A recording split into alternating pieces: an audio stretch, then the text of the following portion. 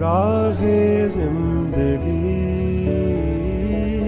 راہے زندگی، راہے زندگی، راہے زندگی، راہے زندگی،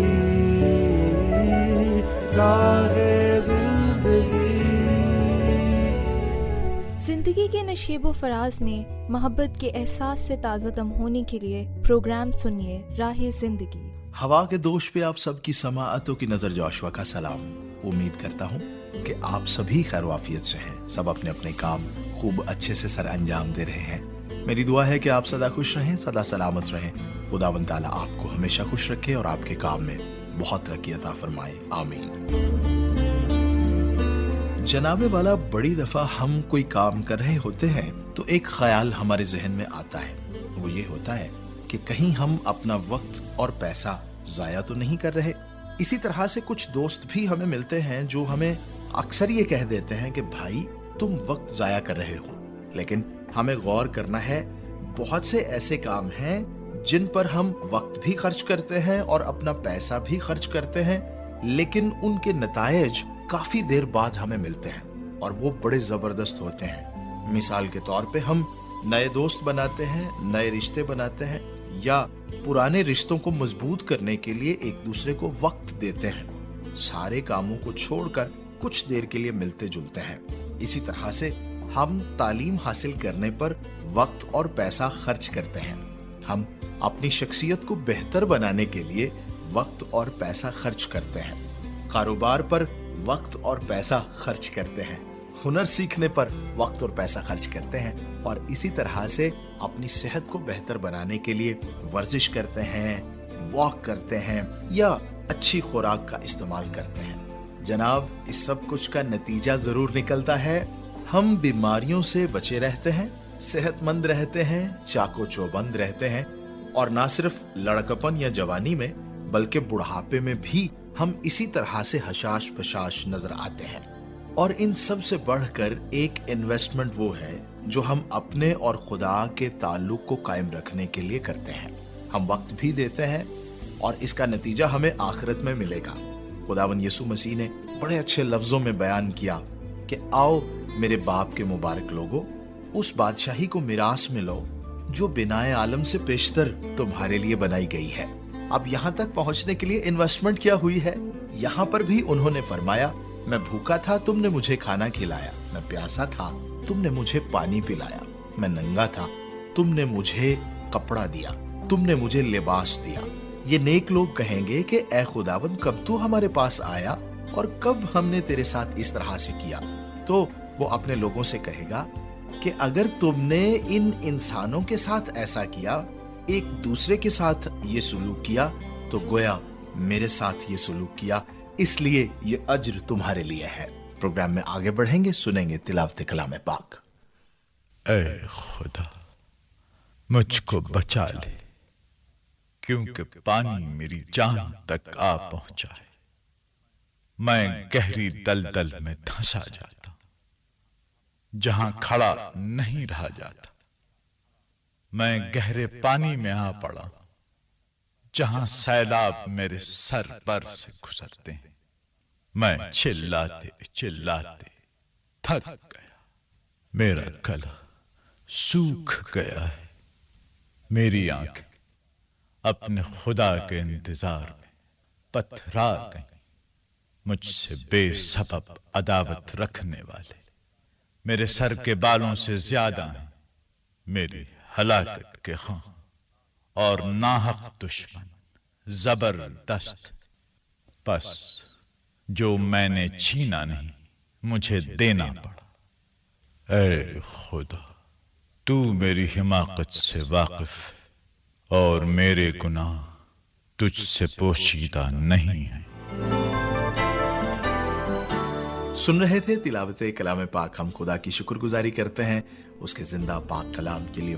ابھی میں شامل کروں گا آپ کی طرف سے بھیجے گئے میسیجز اور خطوط۔ تو اس وقت جو خط میرے سامنے ہے بڑی پیاری لکھائی میں ہے، بڑے اچھے رنگوں کا استعمال کیا گیا ہے، اور خط کا جو پیپر ہے اسے بڑے اچھے طریقے سے ڈیزائن کیا گیا ہے۔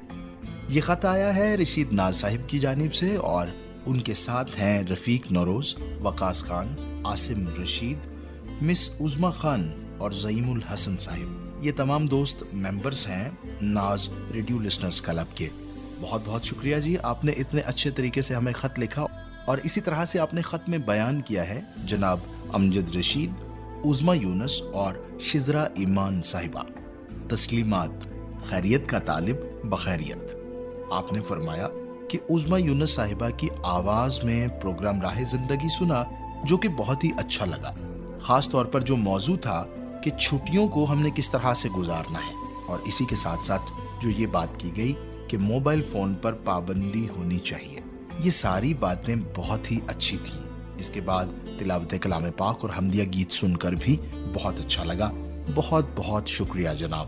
اسی طرح سے ہمیں میسج موصول ہوا ہے ستلج ریڈیو لسنرز کلب اور بلوچ ریڈیو لسنرز کلب کی جانب سے۔ ہمارے دوست ہیں عبد الغفور کیسر صاحب، طاہر منیر طاہر صاحب، غلام سرور بلوچ صاحب، امجد خان اور چوہدری فہیم نور صاحب۔ آپ لکھتے ہیں آداب عرض، امید ہے آپ سبھی پیارے پیارے ساتھی اور پی سی آر ایم کی پوری ٹیم خیریت سے ہوگی۔ خداوند ہمیشہ آپ سبھی کے ساتھ ہو اور آپ سب کو بہت سی برکتیں ملیں، آمین۔ پروگرام راہ زندگی جو کہ جوشوا صاحب نے اپنی منفرد اور پیاری آواز میں پیش کیا، دل میں دھڑکنوں کی طرح بس گیا۔ پورے کا پورا پروگرام ہی عمدہ، معیاری، معلوماتی، تفریحی اور دلچسپ تھا۔ جوشوا جی نے ابتدائی گفتگو حال و احوال اور صحت و سلامتی کی دعاؤں سے شروع کی اور پھر آج کل اسکول کالج میں چھٹیوں پر لمبی اور پر اثر گفتگو کی۔ جوشوا جی کے پروگراموں میں یہی خوبی ہے کہ یہ حالات حاضرہ پر نظر رکھتے ہوئے اپنا پروگرام بڑی محنت اور محبت سے ترتیب دے کر پیش کرتے ہیں۔ ویل ڈن جوشوا بشیر صاحب، بہت بہت شکریہ سر، آپ ہمیشہ بہت پیار دیتے ہیں، میں تہ دل سے آپ کا شکر گزار ہوں۔ مزید آپ نے لکھا کاش ہمارے ملک میں بھی لوگوں کی سوچ بدلے تاکہ ملک ترقی کر سکے، آمین۔ اس کے بعد کلام پاک سے اقتباس سن کر دل نور ایمان کی شمع سے منور ہو گیا اور حمدیہ گیت سن کر بہت برکتیں حاصل ہوئیں۔ بہت بہت شکریہ جی، آپ دوستوں کا اسی طرح سے ہمیں لکھتے رہیے گا۔ اسی کے ساتھ ایک میسج ہے ظفر اقبال صاحب کی جانب سے، لکھتے ہیں بہت ہی خوبصورت اور لاجواب پروگرام، سن کر دل کو سکون ملا۔ پروگرام اکثر سنتا رہتا ہوں، سب دوستوں کو میری طرف سے بہت بہت سلام۔ اسی کے ساتھ میسج ہے جناب سجاد حراج صاحب کا جن کا تعلق ملتان سے ہے، لکھتے ہیں پروگرام راہ زندگی بہت ہی خوبصورت اور لاجواب پروگرام ہے، سن کر دل کو سکون ملا۔ پروگرام اکثر سنتا رہتا ہوں، سب دوستوں کو میری طرف سے بہت بہت دعا سلام۔ بہت بہت شکریہ جناب۔ اسی کے ساتھ ہیں ظفر اقبال صاحب۔ ظفر اقبال صاحب لکھتے ہیں سلام محبت قبول ہو، راہ زندگی پروگرام سن کر بہت اچھا لگا، پیارا اور سپر اور کمال۔ بہت بہت شکریہ ظفر اقبال صاحب۔ اور اسی کے ساتھ ہیں جناب اسد مراد صاحب، گاؤں کوشک، تحصیل بلیدہ، ضلع کیچ، صوبہ بلوچستان۔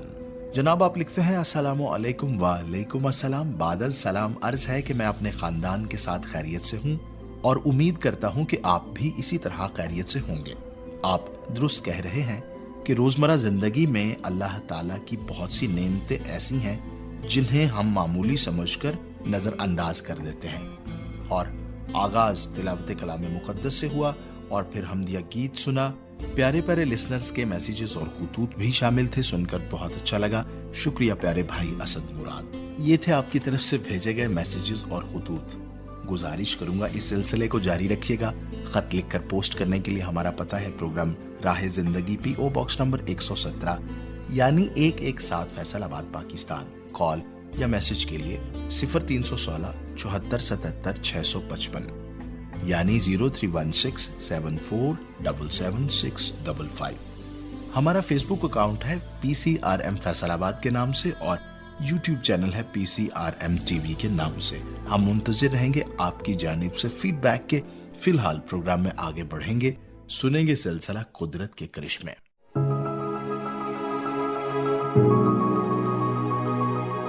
سامعین، آج ہم پروگرام قدرت کے کرشمے میں پتجھڑ کے فوائد اور درختوں میں دیگر موسموں اور موسم خزاں کی پہچان کے بارے میں جانیں گے۔ سامعین، اگر ہم کرۂ ارض کی خوبصورتی کی بات کریں تو دیگر چیزوں کے ساتھ ساتھ مختلف اقسام کے پودوں اور درختوں کا تصور خود بخود ہی ہمارے دماغ میں آنے لگتا ہے، کیونکہ پیڑ پودے نہ صرف دیکھنے میں بلکہ استعمال میں بھی حد درجہ خصوصیات رکھتے ہیں۔ سامعین، ہم جانتے ہیں کہ موسم بہار میں درختوں کے پتے نکلتے ہیں جو کہ گرمیوں میں ایک گھنی چھتری بناتے ہیں، جبکہ خزاں میں یہی گھنی چھتری مہیا کرنے والے درخت اپنے پتوں کو زمین پر گرنے کے لیے چھوڑ دیتے ہیں، جو کہ موسم سرما کی سردی میں بے برگ دکھائی دیتے ہیں۔ لیکن جو ہی اگلی بہار آتی ہے تو پیڑوں پر ایک بار پھر سے پتے نکل آتے ہیں، کیونکہ پتے درختوں اور دیگر پودوں کے لیے خوراک بناتے ہیں تاکہ پودے بڑھ سکیں، اور اس کے لیے پتوں میں ایک بہت ہی خاص مادہ موجود ہوتا ہے جسے کلوروفل کہا جاتا ہے۔ سامعین، درختوں سے پتوں کے گرنے کے رجحان کو ایبسیشن کہا جاتا ہے، لیکن جہاں موسم پتوں کے گرنے کا سبب بنتے ہیں وہیں محل وقوع روشنی، درجہ حرارت اور نمی بھی پتیوں کے گرنے کا سبب بن سکتی ہے، کیونکہ جب درجہ حرارت گرم ہوتا ہے تو درخت اکثر پانی کے ضیاع کو روکنے کے لیے اپنے سوراخوں کو بند کر دیتے ہیں، اور اس وجہ سے پتے بھورے ہو کر گر سکتے ہیں۔ لیکن پتوں کے گرنے کی ایک اور وجہ کیڑے بھی ہو سکتے ہیں۔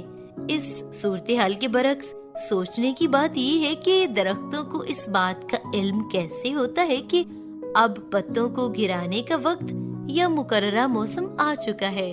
سامعین، موسم بہار اور موسم گرما کے دوران سبز رنگ کے کلوروفل کیروٹین کا احاطہ کیے ہوتے ہیں جو پیلے، نارنجی اور سرخ ہوتے ہیں، جبکہ موسم خزاں میں دن کی روشنی کے گھنٹے کم ہوتے ہیں اور درجہ حرارت میں کمی ہوتی ہے، جو پودے کے پتوں اور تنے کے درمیان ایک ایبسیشن پرت بنانے کا اشارہ دیتے ہیں جس سے پتے کا سپورٹ سسٹم منقطع ہو جاتا ہے۔ سامعین، اس کے ساتھ ساتھ موسم خزاں میں ٹھنڈے درجہ حرارت کی وجہ سے ایک ہارمون جو آکسین کہلاتا ہے، جو کہ پتوں کو غذائی اجزاء اور پانی کی فراہمی کو بند کرنے والے ایبسیشن زون کی تشکیل کو روکتا ہے، اس کی پیداوار کم ہو جاتی ہے، جو کہ پتوں کے گرنے کا سبب بنتا ہے، اور یوں پتوں کے گرنے سے درخت کو موسم سرما میں پانی برقرار رکھنے میں مدد ملتی ہے، اور اس کا مطلب یہ ہے کہ اسے زندہ رہنے کے لیے کم توانائی کی ضرورت ہوتی ہے۔ سامعین، درختوں کی شاخوں سے گرے ہوئے پتے مٹی میں غذائی اجزاء شامل کرنے میں مدد دیتے ہیں، اور یہ عمل درخت کی طویل مدتی بقا کو بھی یقینی بناتا ہے۔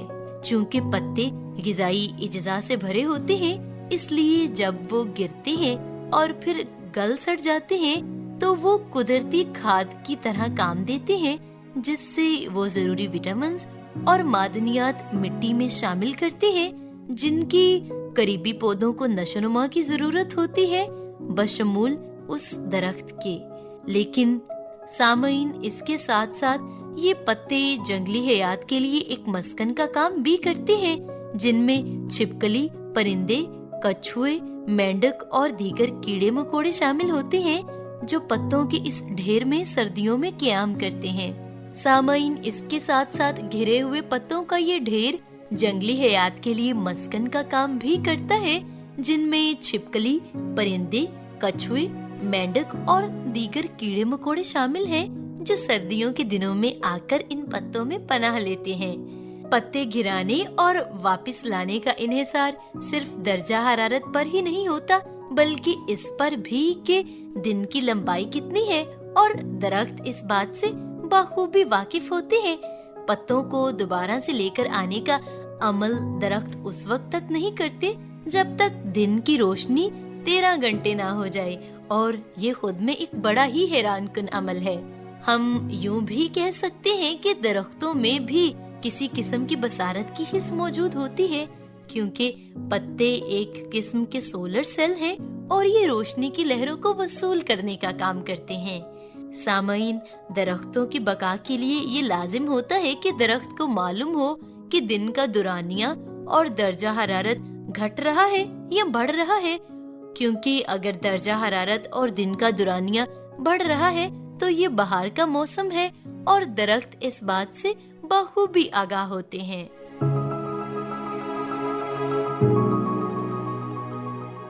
ہم نے سنا سلسلہ قدرت کے کرشمے۔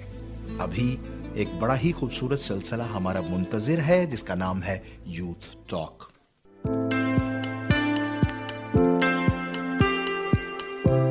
جی پیارے سامعین، امید ہے کہ آپ سب خیریت سے ہیں اور یوتھ ٹاک کو انجوائے کر رہے ہیں۔ چونکہ آپ انجوائے کر رہے ہیں اور ہمیں لکھ بھی رہے ہیں، اس کے بارے میں مختلف آپ کی آراء آ رہی ہے کہ کس طرح سے یوتھ ٹاک آپ کے لیے بہت کچھ سیکھنے کا سبب بن رہا ہے۔ سو آج بھی اس کے ایک فریش ایپیسوڈ کے ساتھ ہم آپ کی خدمت میں حاضر ہیں، اور جیسا لاسٹ ویک ہم نے ایک ٹاپک شروع کیا تھا کہ انسان کی درمیانی زندگی یا مڈ ایج لائف جو ہے، اور بعض اوقات وہاں پہ آ کے انسان کو بہت کچھ محسوس ہوتا ہے کہ جیسے میں نے اپنی زندگی کے اچھے دن کھو دیے ہیں، تو اس کی نسبت سے اسے کوائن کیا گیا ہے اس ٹرم میں کہ مڈ ایج کرائسس۔ لیکن آج ہم سیکھیں گے کہ مڈ ایج ایک کرائسس نہیں ہے بلکہ ایک بلیسنگ ہے۔ جب مڈ ایج میں انسان آ جاتا ہے تو وہ بڑا میچور ہو جاتا ہے، اس کی سمجھداری میں بڑا اضافہ ہو جاتا ہے، اس کے ایکسپیرینس میں بڑا اضافہ ہو جاتا ہے، اور وہ چیزوں کو اچھے سے انڈرسٹینڈ کر سکتا ہے، کسی کے بہکائے وہ بہکتا نہیں، اور ایسی اور باتیں ہم آج کے اس پروگرام میں سیکھیں گے۔ ہاں جی ہم بات کر رہے تھے کہ جب ہم آفٹر 40 ہماری ایج ہو جاتی ہے تو اکثر یہ کنسیڈر کیا جاتا ہے ہمارے معاشرے میں کہ اب ہم بہت لاغر ہو چکے ہیں، ہم دوسروں پہ ڈیپینڈ کرنے لگ جائیں گے، ہمارے پاس اتنی قوت اتنی پاور نہیں رہے گی کہ ہم پہلے کی طرح جس طرح 40 سال سے پہلے ہم کام کر رہے تھے اس طرح کر سکیں۔ لیکن یہ اس طرح ہم کہہ سکتے ہیں کہ یہ ہمارے معاشرے کی کچھ کمزوریاں ہیں جو ہمیں اس طرح کی سوچ رکھنے پر مجبور کر دیتی ہیں۔ بالکل ایسے ہی، اور بعض اوقات لوگ ایک بڑے ہنستے کھیلتے شخص کو اداس کر دیتے ہیں کہ اس کو ہنستا کھیلتا ہوا دیکھتے ہیں، اس کے پاس آتے ہیں، اس سے سلام لیتے ہیں، اور اس میں جتنی بھی کمیاں نظر آ رہی ہوتی ہیں وہ ساری گنوانا شروع کر دیتے ہیں، جیسے کہتے ہیں کہ تیرا جو ہے وہ چہرہ بڑا ڈارک لگ رہا ہے، تو بڑا پتلا لگ رہا ہے، تو بڑا موٹا لگ رہا ہے، اور ایک رائے قائم کر کے اس کو وہ دے دیتے ہیں۔ اور اگر سامنے والا شخص جو ہے وہ تھوڑا سا کمزور ہوگا اس کی شخصیت، تو وہ واقعی سمجھ لے گا کہ یہ شخص جو مجھے کہہ رہا ہے صحیح کہہ رہا ہے۔ تو یہ کمزوری ہمارے اندر نہیں ہونی چاہیے، کیونکہ اس طرح سے کسی کی رائے ہماری زندگی کو بڑی متاثر کر سکتی ہے، اور ہم اگر اسے مان لیں تو بعض اوقات اگر جھوٹ کو بھی سچ مان لیا جائے تو وہ ہمیں بڑا متاثر کر سکتا ہے ہماری زندگی کو۔ ایسے ہی ہے۔ دیکھیں جب ہم جوان ہوتے ہیں، بچے ہوتے ہیں، تو ہماری یہ کوشش ہوتی ہے کہ ہم زیادہ سے زیادہ چیزوں کو سیکھیں اور اپنی زندگی میں اس کو پریکٹیکلی جو ہیں وہ اس کو لے کر چلیں۔ تو جب ہم بوڑھے ہو جاتے ہیں، مطلب آفٹر 40، ہمیں چاہیے کہ ہم اس سیکھنے کے عمل کو جاری رکھیں، ہم رک نہ جائیں، مطلب سوسائٹی کو دیکھتے ہوئے، لوگوں کو دیکھتے ہوئے کہ بس اب ریٹائرڈ ہو گئے، اب کچھ نہیں کرنا، ہمیں رکنا نہیں چاہیے۔ ویسٹ کی اگزامپل میں آپ کو دوں گی کہ امریکہ میں کہتے ہیں کہ 500 لوگ ایسے ہیں جو اسپورٹس مین ہے، اور ان کا جو سب سے کم عمر کھلاڑی ہے اس کی عمر کتنی ہے؟ 84 ایئرس، اور سب سے زیادہ جو عمر کا کھلاڑی ہے اس کی 111 سال عمر ہے۔ مطلب ان 500 لوگوں میں جی جو سارے عمر سیدھا لوگ ہیں، اور 80 وہ سال سے بہت زیادہ ایکٹیو ہیں، بہت خوش ہیں، اور ان میں سے سب سے کم جو ہے وہ 84 برس کا ہے، اور سب سے زیادہ عمر کا جو شخص ہے وہ 111 برس کا۔ ایسے ہی ہے، اور وہ بالکل نوجوانوں کی طرح کھیلتے ہیں، ان کے اندر ویسی ہی انرجی ہے، ویسی ہی توانائی ہے، انہوں نے اپنی سوچ کو بگڑنے نہیں دیا اور اپنے اندر وہی انرجی کو قائم رکھا ہے جب وہ جوان تھے یا جب وہ 40 سال سے کم عمر کے تھے۔ بہت سارے لوگوں نے انہیں بھی آ کے یہ کہا ہوگا کہ تم تو اب بوڑھے ہو گئے ہو، تمہارا تو اب وقت گزر گیا ہے، تم اب ناکارہ ہو، لیکن انہوں نے اس بات پہ یقین رکھا کہ ایسا بالکل بھی نہیں ہے۔ اگر کوئی شخص ایسا کہہ رہا ہے تو وہ غلط ہے۔ اور میں نے یہ دیکھا ہے کہ بعض اوقات نوجوان جو ہیں وہ بوڑھوں کی طرح دکھائی دیتے ہیں، کیونکہ وہ ایکٹیو نہیں ہوتے، وہ اچھے سے کھانا نہیں کھاتے، ان کا دل جو ہے وہ بجھ گیا ہوتا ہے نا۔ وہ ایک شعر بھی ہے نا کہ زندگی زندہ دلی کا نام ہے، مردہ دل کیا خاک جیا کرتے ہیں۔ اور ایک اور شعر ہے جس کا ایک حصہ یہ ہے کہ کیا لطف انجمن کا گر دل ہی بجھ گیا ہو۔ سو دل ہمارا جوان ہونا چاہیے اور ہماری زندگی میں جوش ہونا چاہیے، جذبہ ہونا چاہیے۔ اور کچھ بزرگوں کو میں نے یہ دیکھا ہے کہ وہ فیل نہیں کرتے کہ وہ بزرگ ہیں، اور 40 سال کی عمر میں تو کوئی انسان بوڑھا بھی نہیں ہوتا، صرف بڑھاپے کی طرف وہ گامزن ہوتا ہے، لیکن وہ بوڑھا ہونے سے پہلے ہی پریشانی سے بوڑھا ہو جاتا جی، ہے اگر اس کی سوچ درست جی نہیں ہے. لیکن لائف آفٹر 40 کا مطلب یہ ہے کہ آپ بڑھاپے کی طرف جا رہے ہیں اور آپ کو اپنی سوچ جو ہے اس کو تھوڑا بدلنے کی ضرورت ہے، کیونکہ اب آپ تھوڑے میچور بھی ہو رہے ہیں اور آپ کی باڈی جو ہے وہ قدرتی طور پر دیکھا جائے تو وہ پہلے کی طرح نہیں رہے گی، اس کو زیادہ کیئر کی ضرورت ہوگی. تو اس وے میں ہم یہ کہہ سکتے ہیں کہ آفٹر 40 آپ کو اپنی زندگی میں کچھ چینجز لے کے آنا ہے، اپنی سوچ کو کچھ بدلنا ہے تاکہ آپ کی لائف میں جو ہے وہ پازیٹیوٹی قائم رہے، نیگیٹیوٹی نہ آئے. ویسٹ کی ہم بات کریں تو وہاں پر کچھ اس طرح کے ریولیوشنری کورسز کروائے جاتے ہیں آفٹر 40 یا پلس 40 لوگوں کو، کہ ان کو یہ بتایا جائے کہ اب آپ کی زندگی کا دوسرا رخ جو ہے وہ شروع ہونے والا ہے اور آپ نے اپنی زندگی کو کچھ اس طرح گزارنا ہے، کچھ پلانز کرنے ہیں، کچھ سوچ کو بدلنا ہے، کچھ جو کیئر ہے اس کو اور زیادہ بڑھا دینا ہے تاکہ ان سارے گولز کو جو آپ نے جوانی میں بھی اچیو کیے آگے ادھیڑ عمر میں یا آفٹر 40 جو ہیں ان کو بھی اچیو کیا جا سکے، لیکن ایک الگ طریقے سے کیا جا سکے. بہت خوبصورت باتیں آپ نے کہیں، اور میں یہ سمجھتا ہوں کہ ہمیں ہمیشہ ینگ فیل کرنا چاہیے اور یہ فیل کرنا چاہیے کہ بہت کچھ ابھی بھی خدا نے میرے لیے کرنے کے لیے رکھا ہوا ہے. جی بالکل. اور کبھی بھی اپنے آپ کو یوز لیس نہیں فیل کرنا چاہیے، اور سوسائٹی کو بھی چاہیے کہ اپنے لوگوں کو وہ ایکٹیو فیل کروائے اور انہیں یوزفل فیل کروائے، تبھی وہ فعال طور پر معاشرے میں اپنی خدمت انجام دے سکتے ہیں. تو سامعین، امید ہے کہ آپ نے اس ساری گفتگو کو انجوائے کیا ہوگا، لطف اٹھایا ہوگا آپ نے اس سے، اور بہت کچھ سیکھا بھی ہوگا. نیکسٹ ایپیسوڈ میں آپ سے ملاقات ہوگی، تب تک کے لیے اجازت دیجیے. خدا حافظ. ہم نے سنا سلسلہ یوتھ ٹاک. امید ہے کہ آج کا پروگرام بہت اچھا رہا. جناب، آج ہم نے گفتگو کی کہ کس طرح سے جب ہم اپنا وقت یا پیسہ انویسٹ کرتے ہیں تو ہمیں پریشان ہونے کی ضرورت نہیں ہے. ہم دور اندیشی سے کام لیں، چونکہ دور اندیش شخص ہی درست جگہ پر اپنا پیسہ، اپنا وقت، اپنی طاقت اور اپنی عقل خرچ کرتا ہے، اور یقیناً خدا اس کی قدر کرتا ہے اور اسے اس کا اجر عطا فرماتا ہے. آئیے دعا کریں. خدائے قادر مطلق، میں درخواست کرتا ہوں سبھی لسنرز کو بہت زیادہ برکت عطا فرما. ان کے گھروں پر تیری برکت ہو، ان کے خاندانوں پر تیری برکت ہو. اگر کوئی بیمار ہے تو اس کی بیماری جاتی رہے، اگر کوئی تکلیف میں مبتلا ہے تو اس کی تکلیف کو دور کر دے. سب کو ڈھیروں برکتیں عطا فرما. خداوند یسوع مسیح کے نام سے آمین. اپنا بہت خیال رکھیے گا جی. اجازت دیجیے اپنے ہوسٹ جوشوا کو. خدا حافظ.